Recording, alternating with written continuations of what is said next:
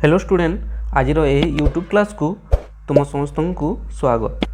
पिलामने आज आम 10म श्रेणी साहित्य सिंधु बहिर एक अति सुंदर कविता जार नाम हो सर्वसंघा माटी रो संक्षिप्त प्रश्नोत्तर विषय आलोचना करिबा। एही कविताटीर रचयिता हेउछंती विशिष्ट कवयित्री विद्युत प्रभा देवी। चलो स्टार्ट करिबा आमे संक्षिप्त प्रश्न उत्तर गुड़िक बा एमसीक्यू गुड़ाक। नंबर 1 सर्वंसहा माटी कविताटीर कवयित्री किए? यार आंसरटी होछि ख विद्युत प्रभा देवी। नंबर 2 एही कविताटी कवयित्रींको क्यों कविता संकलन रु आसीछि? यार आंसरटी होछि ग माटीर मनीष। एही कविताटी कवयित्रींको माटीर मनीष कविता संकलन रु आसीछि। नंबर 3 माटीमा समस्तंकु क्यों भली स्नेह आदर बांटी देछि? यार आंसरटी होछि समान भावरे। माटीमा समस्तंकु समान भावरे स्नेह आदर बांटी देछि। नंबर 4 माटीमा काहापरी समस्तंकर दोषकु क्षमा करि दिए? यार आंसरटी होछि ग मा परी। माटीमा मा परी समस्तंकर दोषकु क्षमा करि दिए। नंबर 5 कवयित्री माटीमा पाखरे कोण मागुणी करिछंती? यार आंसरटी होछि ग धैर्य। कवयित्री माटीमा पाखरे धैर्य मागुणी करिछंती। नंबर 6 माटीमार छाती को किए आघात करे? यार आंसरटी होछि क मनीष। माटीमार छाती को मनीष आघात करे। नंबर 7 आघात पाई मध्य माटीमा आमको कौन जाची दिए? यार आंसरटी होछि ख फूल फल।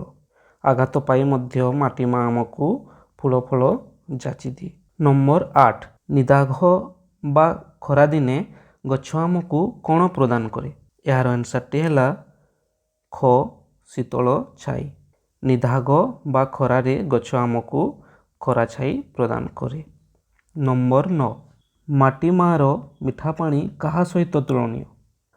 यार आंसरटी होछि ग क्षीर सह। माटीमार मिठा पानी क्षीर सह तुलना करा जायछि। नंबर 10 कवयित्रींको देह केउथिरे गढ़ा बोली से कहिछंती? कवयित्रींको देह ख माटीरे गढ़ा बोली कवयित्री कहिछंती। नंबर 11 शेषरे मनीषर देह केउथिरे मिसिबो? यार आंसर हेउछि ग माटीरे। शेषरे मनीषर देह माटीरे मिसिबो। नंबर 12 प्राण भी जेबे जीव मिसी एठारे कवि प्राण केउठारे मिसिबा कथा कहिछंती? यार आंसरटी हैला ख पवनरे। प्राण भी जेबे जीव मिसी एठारे कवि प्राण पवनरे मिसिबा कथा कहिछंती। नंबर 13 कवयित्री निजर छाती को काहापरी निदा बा टाण करिबाकू चाहुछंती? यार आंसरटी हैला ग पथर परी। कवयित्री निजर छाती को पथर परी टाण करिबाकू चाहुछंती। नंबर 14 केउ पक्षी परी कवि डाकिबाकू इच्छा प्रकाश करिछंती? यार आंसरटी हैला घ बणचढ़ी। नंबर 15 दुख सुख को कवि किपरि सहिबाकू चाहिछंती? यार आंसरटी हैला ग नीरवरे। दुख सुख को कवि नीरवरे सहिबाकू चाहिछंती। नंबर 16 माटीमार सबुज घास ओ पत्र कविंको मनरे कौन भरी दिए? यार आंसरटी हैला ग शांति। माटीमार सबुज घास ओ पत्र कविंको मनरे शांति भरी दिए। नंबर 17 मनरे मोहर रहिबाकू तोर विपुल डैश भार शून्यस्थान पूर्ण कर। मनरे मोहर रहिबाकू तोर विपुल यार आंसरटी हैला घ धैर्य। मनरे मोहर रहिबाकू तोर विपुल धैर्य भार। नंबर 18 हिंसा और द्वेष भूली କବି କାହା ପରି ହେବାକୁ ଚାହିଁଛନ୍ତି?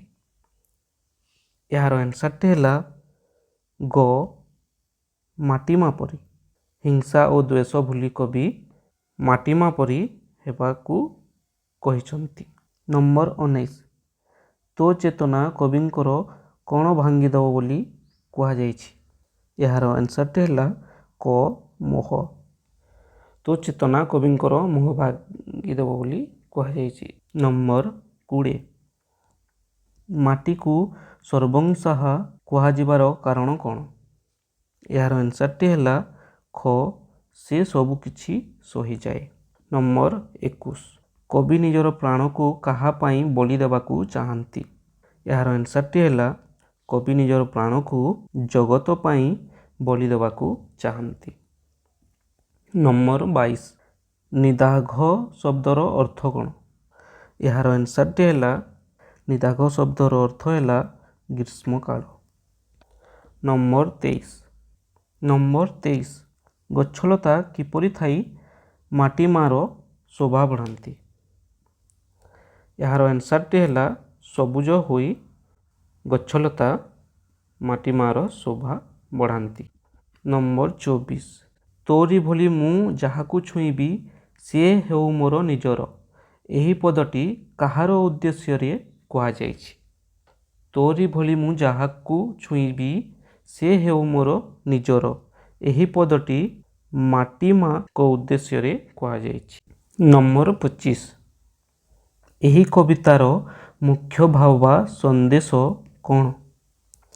ଏହାର ଆନ୍ସରଟି ହେଲା କ ପରୋପକାର ଓ ଧୈର୍ଯ୍ୟ। ଏହି କବିତାଟିର ମୁଖ୍ୟ ଭାବ ଓ ସନ୍ଦେଶ ପରୋପକାର ଓ ଧୈର୍ଯ୍ୟ।